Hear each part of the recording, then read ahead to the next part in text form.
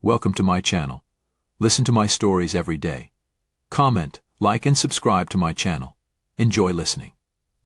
The neon sign buzzed in the damp night, a beacon for lost souls seeking refuge or indulgence at the old Seacrest Motel. I adjusted my name tag, John, a simple alias, as I started my shift. The night was always a companion to secrets, and working here I knew more than my fair share. It was a job I'd kept hidden from my wife, Clara. The motel's reputation was less than stellar, and shame tethered that secret tightly within me. It was just past midnight when the bell above the door chimed. The wind outside whispered through the half-open window, carrying the ocean's salt and the murmur of distant waves. I glanced up, ready with a practiced, disinterested welcome. But the words died in my throat. My heart thudded painfully against my ribs as I recognized the woman entering, even beneath the wide-brimmed hat and oversized sunglasses a futile disguise. Clara. My wife. She wasn't alone. Accompanying her was a man, broad-shouldered and taller than me, his face obscured by the shadow of his cap. They didn't see me at first, busy as they were, laughing softly, fingers entwined, intimate, secretive. A cold knot tightened in my stomach. This isn't happening, I thought. They approached the desk, and I ducked down slightly, pretending to rummage through some paperwork, my mind racing. I watched them through the veil of brochures and fake potted plants, my heart pounding in my ears. Room 19. Please, the man's voice was deep, smooth, like polished stone. I almost didn't recognize it through the haze of my shock. Certainly, I replied, my voice a foreign whisper, masked by the persona of John. I kept my head down, handed over the key with a trembling hand. The man didn't notice, but Clara's fingers brushed mine, a touch that once sparked joy now burned like ice. As they turned towards their room, a reckless impulse seized me. I needed to know, to see for myself. The jingle of keys on my belt felt heavy as I slipped the spare for room 19 into my pocket. Minutes felt like hours as I waited, watching the clock tick its slow, mocking rhythm. Finally, mustering every ounce of courage and dread, I crept down the dimly lit hallway, the musty carpet muffling my steps. My heart raced as I approached room 19, the sound of muffled laughter and unfamiliar music leaking through the door. The spare key trembled in my hand as I unlocked the door, barely breathing.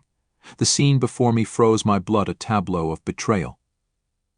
Clara, my wife of 7 years, was handcuffed to the bed, an image so contrary to the woman I thought I knew. The masked man was there, an array of shadows and whispers, engrossed in their play.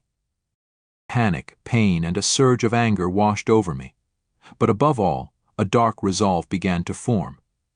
I stepped back, quietly closing the door, my mind racing with 1,000 thoughts. A plan for revenge, I thought as I returned to the front desk, my every step heavier than the last. And here's what happened next. Back at the front desk, my mind was a turbulent sea of thoughts, crashing wildly as I processed the images of Clara in room 19. Anger seethed beneath the surface, but I knew raw emotion wouldn't serve me now. I needed allies, information, and a plan. The door chimed again, breaking into my thoughts. It was Mel, the night janitor, an older man with a knack for knowing everything about everyone who stepped through the Seacrest's doors. His eyes, framed by deep wrinkles, often held stories untold. "Evening, John," he greeted me, his voice gravelly. "Quiet night." "Mel, can we talk?" My voice was urgent, hushed. We stepped into the small break room, the fluorescent light flickering above. I glanced around, ensuring our privacy, before leaning in closer. "I need a favor," I said, my voice barely above a whisper. "There's a guest in room 19. Mel raised his eyebrows, his expression suddenly guarded. "What about them?" I hesitated, then the truth spilled out. "It's Clara, my wife, and she's not alone." Mel's eyes widened slightly, then a look of understanding crossed his face. "I see," he said slowly, "and you want to know what I can do. I need to know who the man is with her, and I need to make sure no one else knows I'm asking." Mel nodded, scratching his chin thoughtfully. "Give me a couple of hours. I have friends who might help figure this out." Grateful, I watched him leave, my heart slightly lighter. But as I returned to the desk, another figure approached, this one younger, her sharp heels clicking ominously against the tiled floor. She was a striking woman, red hair framing her face like a halo of fire, her eyes sharp and discerning. I recognized her instantly. Valerie, a local private investigator known for her discretion and effectiveness. "John, isn't it?" she began, her voice smooth and confident. "I've heard you might need some assistance. Mel says you're a good guy." I was taken aback. "How do you?" Valerie smiled thinly. "Mel and I go way back. He thinks you might need more help than he can offer. What's the trouble?" Swallowing my surprise, I debated my options quickly. Valerie's reputation was impeccable, and her skills could be invaluable. "It's my wife," I confessed, lowering my voice even though we were alone. "She's here with someone. I need to know why." Valerie nodded, her face betraying no emotion. "I can help with that. Surveillance, information gathering, you name it. But I'll need something from you in return." "Anything," I said, desperation seeping through. "Good. I'm working on a case unrelated, but I need access to some of the motel's records. Discreetly, of course." Deal, I agreed quickly, too caught up in my turmoil to consider the consequences. "Excellent," Valerie replied, a sharp edge to her smile. "Let's get to work then. I'll start tonight. You'll have answers by morning." As she disappeared into the shadows of the motel, a part of me felt like I was making a deal with the devil. But desperate times called for desperate measures. I settled back behind the desk, the night no longer quiet, the stillness replaced by the whirring of my plotting mind. The night stretched on, each tick of the clock echoing like a drumbeat in the stillness of the Seacrest Motel's lobby. My eyes kept darting to the monitor displaying grainy feeds from the security cameras, half expecting to catch a glimpse of Valerie in action, or to see Clara and her companion leaving their room. But the screens remained maddeningly calm. Around 3 in the morning, the side door near room 19 clicked open. Valerie slipped through, her presence nearly as silent as the night itself. She approached the desk with a folder under her arm, her face an unreadable mask. "We need to talk," she said, her voice low and urgent. I nodded, leading her to the break room once again. "Here's what I've found," she began, flipping the folder open on the table. Photos, documents, and notes were organized neatly inside. "Your wife's companion is Mark Jensen. He's not just some random guy, he's connected to one of the city's more influential figures." My stomach churned. "Influential how?" Valerie's lips thinned. "Let's just say he's the sort of person who doesn't take kindly to being crossed. And from what I gathered, he and your wife have been seeing each other for more than just tonight." The room seemed to tilt slightly as I absorbed her words. "What do we do now?" "That's up to you," Valerie replied, her gaze sharp. "I can keep digging, or we can take this information and confront them." "No," I said quickly, the idea of confrontation filling me with dread. "Keep digging. I need to know everything before I make a move." Valerie nodded, her expression serious. "All right, but be careful. People like Jensen don't play nice." As she left, the first hints of dawn were creeping across the sky, casting pale light through the dusty windows. I felt trapped in a web, every strand leading to more danger, more secrets. The morning was quiet, the motel finally settling as the guests either left or holed up in their rooms for the day. I used the lull to think, pacing the length of the lobby, trying to piece together my next steps. But the tranquility was short-lived. Just before my shift ended, a car pulled up to the front. It wasn't just any car, it was sleek, black, and expensive, the kind of car that screamed power. The man who stepped out was equally imposing, tall, dressed in a tailored suit, his eyes hidden behind dark sunglasses, despite the early hour. He walked straight up to the desk, his presence commanding. "I'm looking for Valerie," he stated, his voice firm. Panic flickered through me, but I managed to keep my expression neutral. "I'm sorry, sir. I don't know anyone by that name." The man studied me for a moment, his gaze piercing. "Are you sure about that?" "It would be. Unfortunate if you were lying." "I'm sure," I repeated, my heart pounding. He nodded slowly, then turned and walked out, his steps echoing ominously as he left. I exhaled, not realizing I had been holding my breath. Who was he? And what did he want with Valerie? The questions spun in my mind as I clocked out, the weight of the situation settling deeper on my shoulders.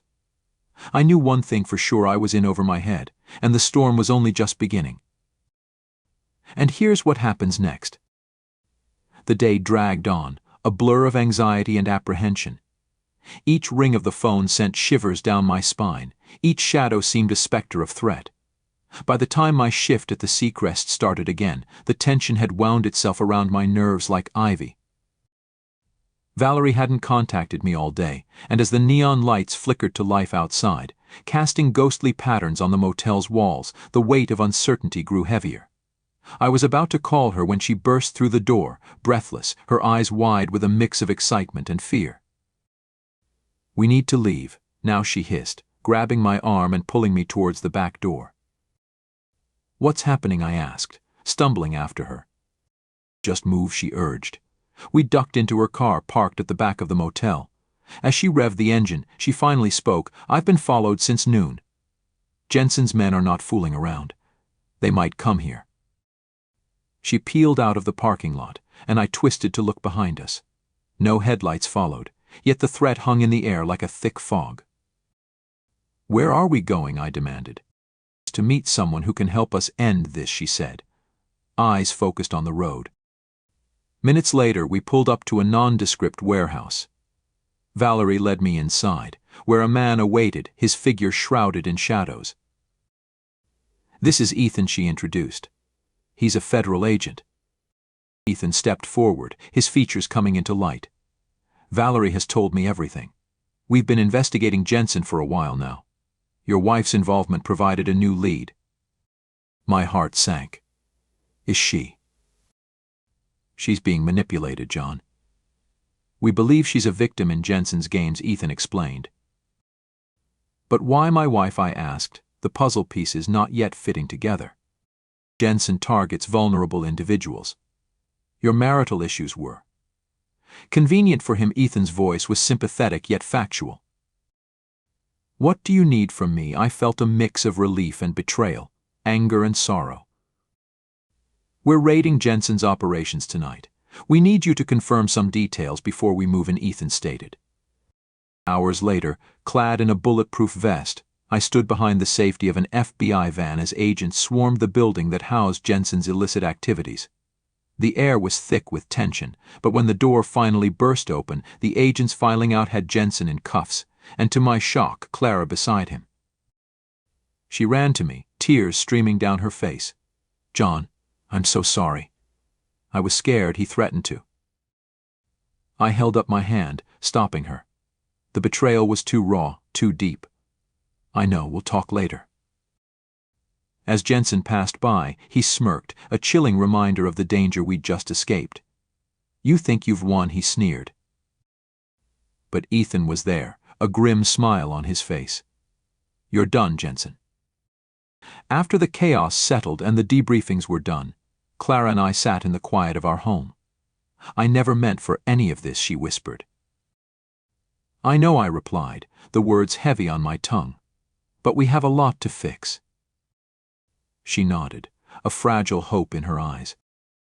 The doorbell rang unexpectedly, breaking the tentative peace. I opened the door to find Valerie, a small smile playing on her lips. "I thought you might want this," she said, handing me an envelope. Inside were tickets to a remote island retreat, a fresh start on the house. Clara and I exchanged a look, the possibility of redemption, of rebuilding from the ashes of deception, flickering between us. "And here's what happens next," I murmured, closing the door behind Valerie, ready to face whatever lay ahead, together.